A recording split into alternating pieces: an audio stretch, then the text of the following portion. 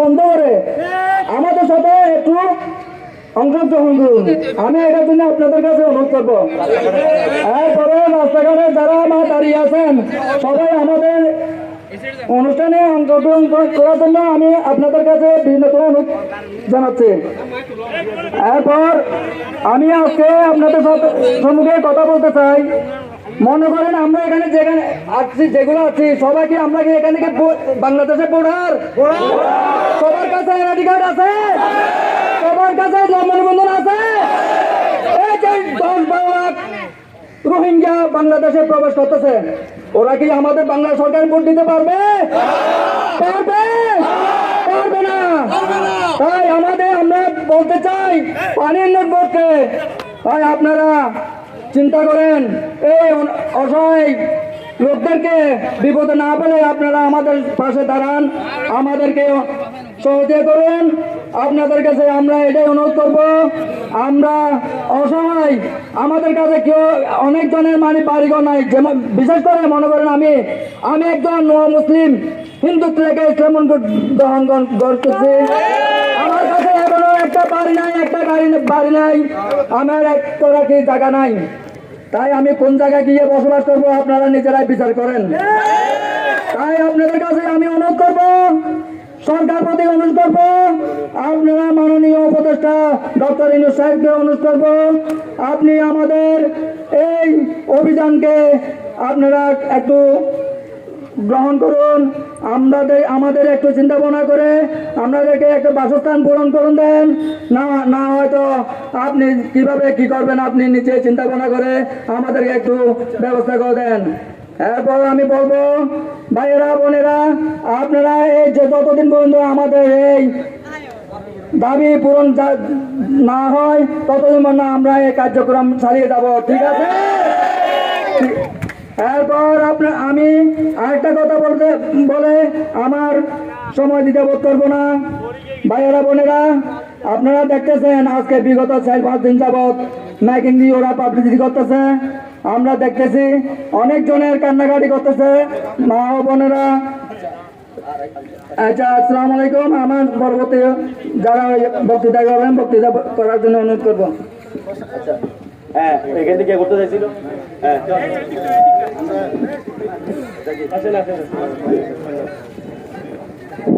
আসসালামু আলাইকুম। আমরা বেরিবাদ কারিয়াপার হইতে বদলপুরা হইতে পার্কি গোয়েরা পর্যন্ত পানীয় বোর্ডের নিকটে আছি। আমরা বিগত 40 বছর ধরে আমরা এখানে বসবাস করতেছি। আমার বাপ গেল, আমার দাদা গেল, আমরা যেতেছি, আমাদের পরবর্তী ছেলে মেয়ে আছে, এরাও যাইতেছে। কিন্তু হঠাৎ করে 3-4 দিনের মধ্যে পানীয় বোর্ডের কি এমন ক্ষতি করেছি জানি না, আমরা পানীয় বোর্ড আমাদেরকে উচ্ছেদ করবে। আমাদের দেশে এমন একটা দুঃখ দেখেন, বাইরের দেশ থেকে আমরা এখানে রোহিঙ্গা আনি আমাদেরকে জাঙ্গায় দিয়ে দিয়েছে বাংলাদেশে, অথচ আমরা বাংলাদেশের মানুষ, বাংলাদেশে থাকতে পারবো না। আজকে বেরিবাদ থেকে আমাদেরকে উচ্ছেদ করব। আমরা যাব কোথায়?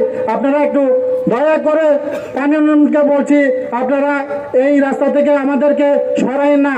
আমাদের যাওয়ার কোনো পথ নাই, যাওয়ার কোনো স্থান নাই। যদি আমাদেরকে স্থান দিয়ে পারেন তাহলে আপনাদেরকে সরান, এ না হলে আমাদেরকে কাঁড়ির ভাতে কোথাও হয়তো আমাদেরকে সবাইকে গুলি করে মেরে ফেলেন, না হলে রোহিঙ্গার মতো আমাদেরকে ওদের রোহিঙ্গা স্থানে দিয়ে বেঈমানদের মতো ওইখানে স্থান দেন, তাহলে আমরা যে কোনো একটা বাসস্থান পাবো। না হলে আমাদেরকে উচ্ছেদ করার কোনো এখানে দরকার নাই। আমরা এই উচ্ছেদ মানি না, মানব না, মানি না, মানব না। এই উচ্ছেদ আমরা মানি না, মানব না। আমরা মেরিনাগাড়ি মধ্যে পার্কি তুলতলি গহিরা পর্যন্ত আমরা দীর্ঘদিন ধরে বসবাস করতেছি। আজকে দেখেন আমাদেরকে হঠাৎ 3-4 দিনের মধ্যে তুলে দিবে, এই ধরনের কখনো কাজ হয় না। আমরা তো বাংলাদেশ থেকে আছি, বাইরের রাষ্ট্রে যদি বাংলাদেশে থাকতে পারে তাহলে আমরা বাংলাদেশের মানুষ কেন বাংলাদেশে থাকতে পারবো না? আমাদের কি অপরাধ? আমাদেরকে বলে এরপরে আপনারা যে কোনো একটা ব্যবস্থা নেন, আমাদেরকে পুনর্বাসনের ব্যবস্থা করে দেওয়ার পরে আপনারা যাই করেন, এই যারা আমরা মানতে বাধ্য। উনি এখন ওনার বক্তব্য রাখবেন। সালামু আলাইকুম। আমরা সর্বহারা, আমরা আজকে কয়দিন থেকে আমার চন্দ্রকোন গেছে না, খাওয়ান গেছে না, আমরা খুবই অভাবী, খুবই কষ্টের বিনিময়ে আমরা পাহাড়ি কাঠির উপর থাকি। আজ 3 দিন থেকে আমরা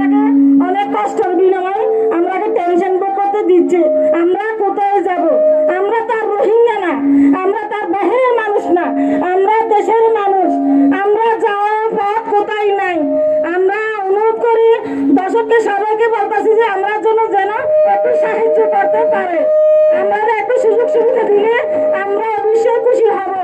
আমরা এতটুকু শেষ করতেছি। আসসালামু আলাইকুম।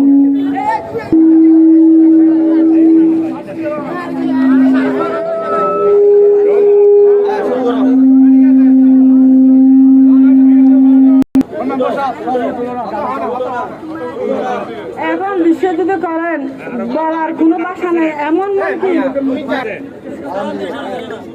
হ্যালো, আসসালামু আলাইকুম। এখন আজকে 3-4 দিন ধরে কোথায় বা কোথায় পানি, এমন পরিস্থিতির মধ্যে জনগণের দিকে তাকাইলে মানে কথা যে বলবো ওইটা বাসা দিয়ে আসতেছি না। এক একজনে মানে কি সবাই ওই বদরপুরের ওখান থেকে লাঙ্গাদের মাথায় সবাই চাইয়ে যায় খান্না করতেছে যে এখন আমরা নিজেরা মানে হতাশ হয়ে গেছি, কি করব। এতগুলো মা বোন এখানে তো কি হোক যে আধা ঘন্টাতে জায়গা যায় যে থাকবে স্থান নিবে। এখন আমাদের পাশে আপনারা মানে কি যত মানে কি আমাদের সিনিয়র আছেন তারা সবাই জনগণের অসহায় পাশে একটু দাঁড়ান, দয়া করে সবাই বলতেছি যে একটু হেল্প করেন। হ্যাঁ, সরকারের হাতে পানি আপনারা যদি এখানে খাদের পরে থাকতে হতো না। এই যে আমাদের এখানে যাদের স্থান আছে, যাদের ঘর বাড়ি আছে, এরা অবহেলা করতেছে। সেই উচিত না করে আমার মতে আমরা তো দেশের নাগরিক। এই যে একটা গার্মেন্টসের মধ্যে অফার ছাড়া কোনো ম্যানেজারের দরকার নাই। অফারটা যদি সাপ্লাই না দিলে এই ফ্যাক্টরি চলবে না। এদের লেবার করে যদি কোনো কাজ না করলে ফ্যাক্টরি চলবে না। তাহলে আমরা যদি জনগণের যদি গুণ না দিলে সরকারও দরকার নাই। পানি ফুডের মানুষ যারা সরকারি কিন্তু এরা মনে করতেছে যে আমাদের জায়গা, ওদের জায়গা না, এগুলো সব জায়গা আল্লাহ জায়গার মালিক আল্লাহ।